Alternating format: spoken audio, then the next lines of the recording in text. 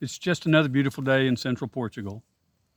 I promised and I keep promising, and I mean to keep the promise that I'm not going to turn this channel into an I Love Portugal channel and talk about being off grid and all that sort of thing, because there's plenty of that out there. And most of them are good, and I follow a lot of them, but that's not why I'm here. I'm here because I like poetry. It's just that I can't separate some things in my brain. And today is the 3rd of October.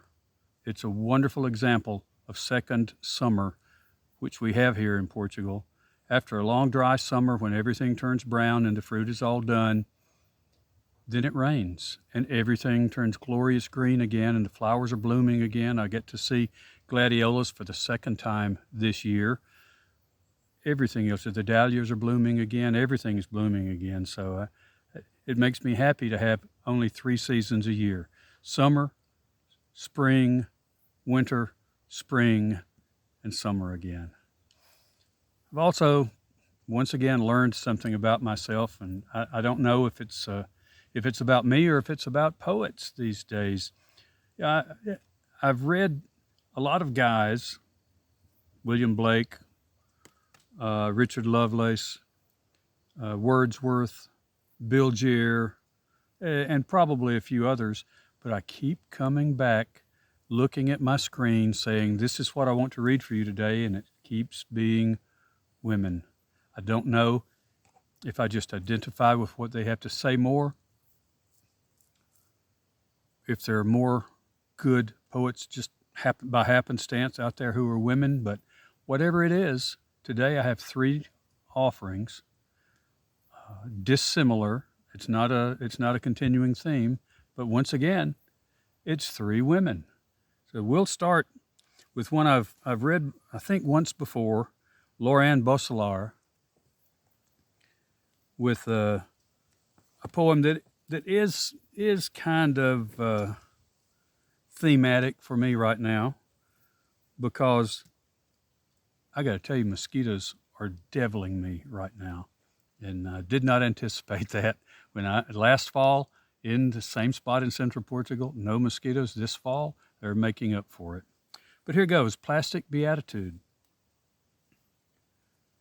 Our neighbors, the Pizzatis, live in a long, narrow, canary yellow house with Mrs. Pizzati's old father, their 2 daughters, their husbands, 4 kids, a tortoise-shell cat, and a white poodle.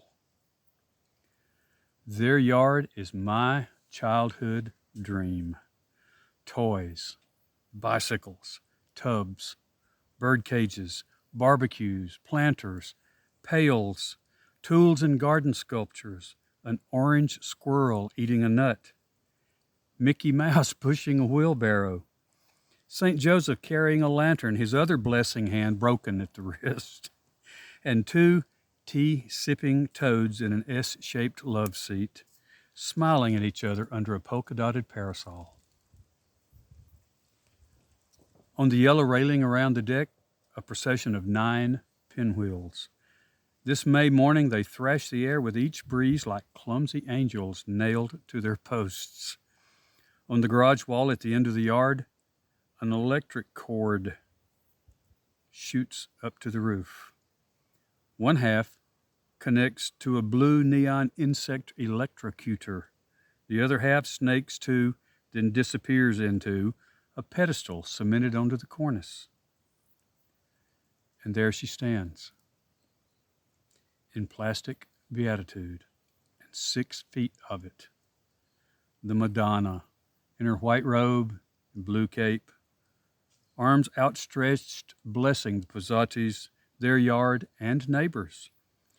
Lit from within day and night, calling God's little insects to her shining light before sending them straight to the zapper, tiny buzzing heretics fired by the same power that lured them to their last temptation. God, I love that.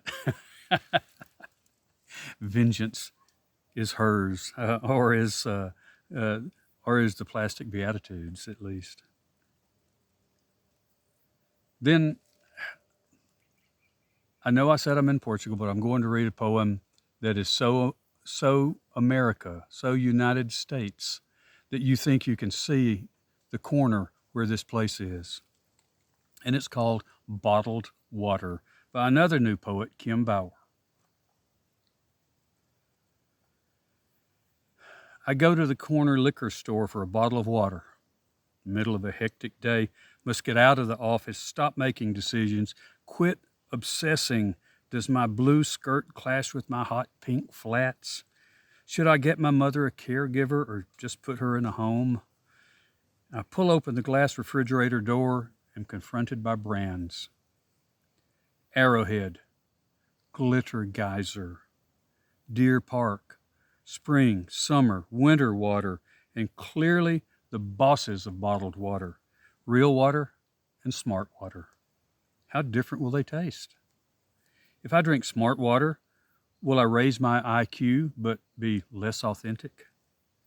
If I choose Real Water, will I no longer deny the truth, but will I attract confused, needy people who will take advantage of my realness by dumping their problems on me? And will I be too stupid to help them sort through their murky dilemmas?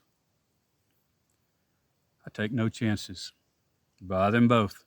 Sparkling, smart, purified, real.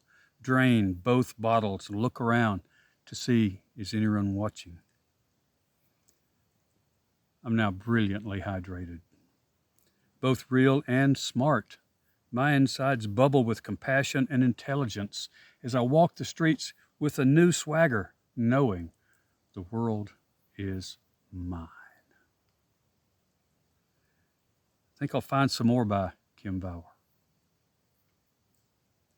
That's American 7-Eleven, quick stop on the corner as it can be. And finally, a second new poet for today, Barbara Ross. I hope I pronounced her name right. It's spelled R-A-S. And I found Barbara while I was searching for more good poems by my favorite, Barbara Crooker. And I thought, is it Barbara? What is it? It isn't the last name. But this one is really, really good. Or I think it is. It's entitled, You Can't Have It All. You can't have it all, but you can have the fig tree and its fat leaves like clown hands gloved with green. You can have the touch of a single 11-year-old finger on your cheek, waking you at 1 a.m. to say, the hamster is back. I can't help it. I'll get back to the poem in a minute because I can so identify with that at 1 o'clock in the morning. The hamster's back.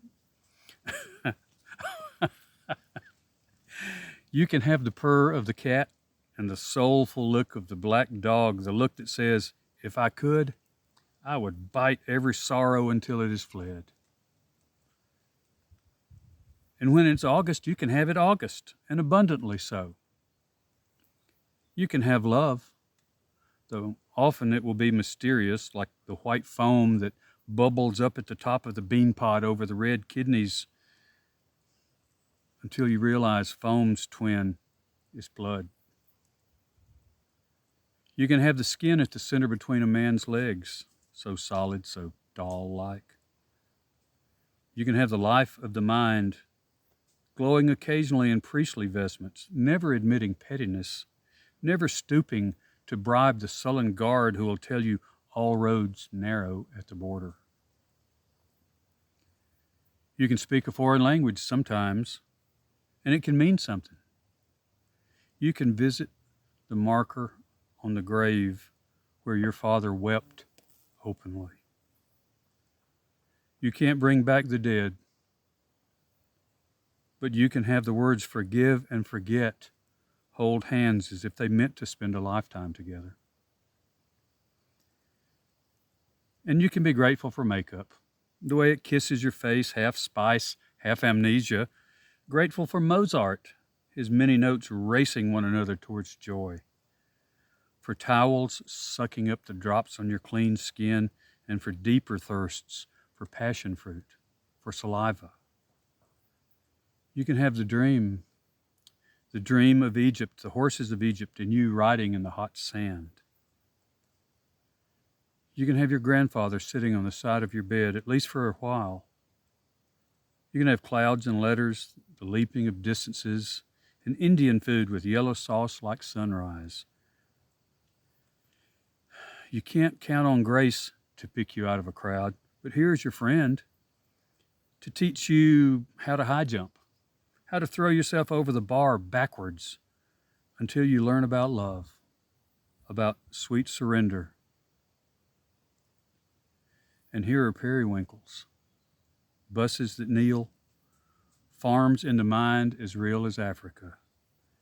And when adulthood fails you, you can still summon the memory of the black swan on the pond of your childhood, the rye bread with peanut butter and bananas your grandmother gave you while the rest of the family slept. There's the voice you can still summon at will, like your mother's.